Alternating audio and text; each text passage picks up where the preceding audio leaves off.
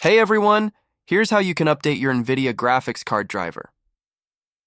First, right-click anywhere on your Windows desktop and select Nvidia Control Panel. I already have it open here. On the main screen, you'll see which graphics card you're using. It might be a GTX or RTX card, but this will show the exact model. For example, I'm using an older GTX 10 series card. You'll also see the driver version you're currently running, either a game-ready driver or a studio driver.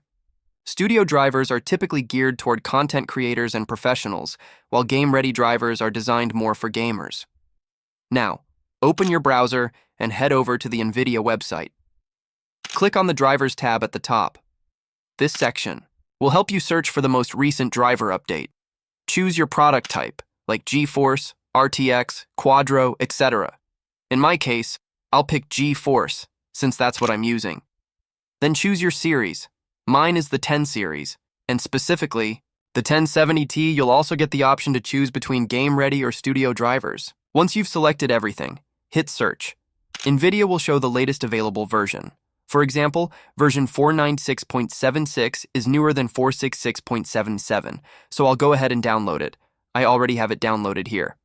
After downloading, go to the folder where it's saved and double-click the file to launch the installer.